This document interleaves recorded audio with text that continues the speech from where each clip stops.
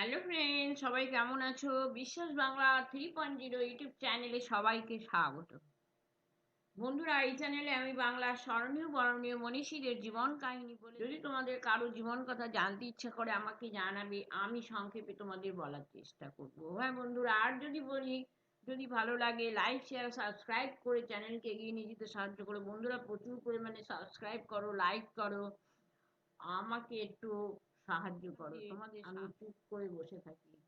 Thank you. আজকে আমি বলবো বিনয় কৃষ্ণ বসুর সম্পর্কে। Freedom fighter Binoy Krishna Basu.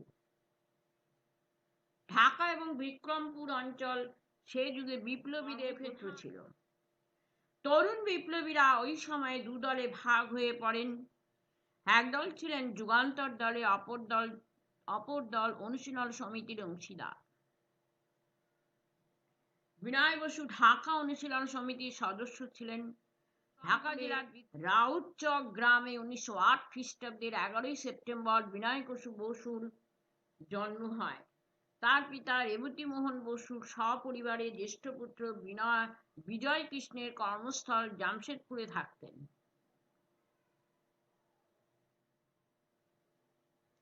বিনয় কৃষ্ণ পিতার দ্বিতীয় সন্তান ছিলেন। শৈশব হতেই বিনয় অটুট স্বাস্থ্যের অধিকারী। তার ব্যবহারও ছিল অমায়িক ও মধুর। প্রথমে পিতার কর্মস্থলে পড়াশোনা করেন, পরে ঢাকা এসে সরকারি বিদ্যালয়ে ভর্তি হন। মেট্রিক পাশ করে ঢাকা মিটফোর্ড কলেজে ডাক্তারি পড়তে থাকেন।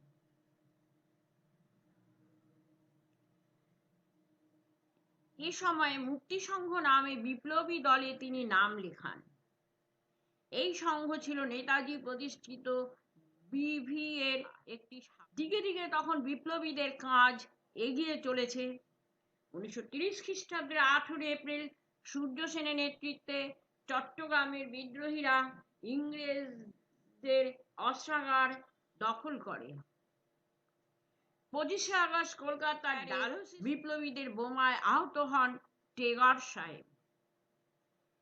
এতে অনুজাচরণ সেন নামে একজন বিপ্লবী ঘটনাস্থলে মারা যান এবং বসিরহাটের দীনেশ মজুমদার পুলিশের হাতে ধরা পড়েন। এবছরই 29 আগস্ট পুলিশ ইন্সপেক্টর জেনারেল ঢাকার পুলিশ সুপারিনটেন্ডেন্ট হডসন সাহেব মিটফোর্ড হাসপাতাল পরিদর্শনে যান। হাসপাতাল পরিদর্শনের পর তারা দুজনে গাড়িতে উঠতে যাবেন, এমন সময় পর পর দুবার গুলি ছুড়ে বিনয় কৃষ্ণ বসু লোম্যানকে আহত করেন। সমবেত মানুষের একজন বিনয় কৃষ্ণকে ধরে ফেলতে এক ঝটকায় তাকে ফেলে দিয়ে তিনি পালিয়ে যান।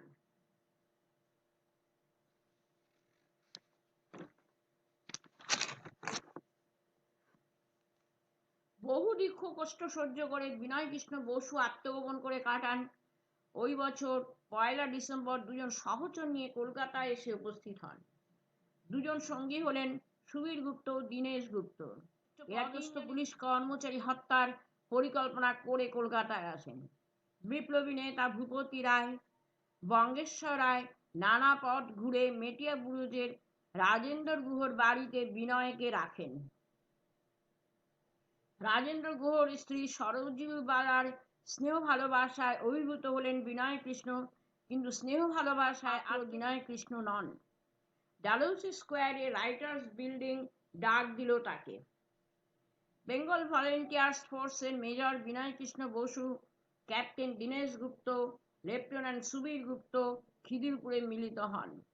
দীনেশ ও বাদলকে পার্ক সার্কাস হতে নিকুঞ্জ সেন নিয়ে এলেন। বিনয়কে মেটিয়া বুরুজ হতে নিয়ে এলেন রসময় সুর। ট্যাক্সি থেকে নেমে সাহেবী পোশাক পরিহিত তিন তরুণ দ্বিতলে সংখ্যাহীন, বেপরোয়া ও বিশ্বজয়ের ভূমিকায় অবতীর্ণ হন। কারা বিভাগের কর্তা কর্নেল সিম্পলের কামরায় প্রবেশ করে পরপর 6টি গুলি ছুড়ে তাকে হত্যা করেন। সহকারী কর্নেল ভয় পালিয়ে যান।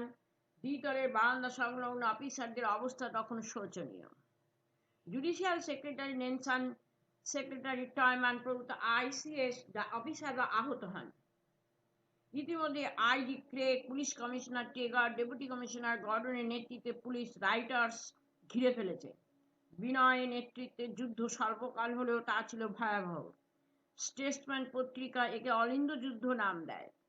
13ই ডিসেম্বর বিনয় কৃষ্ণের জীবনদীপ নিভে যায়। বিনয়ের সাথে সাথে দীনেশ ও বাদলকে মনে রাখতে হয়।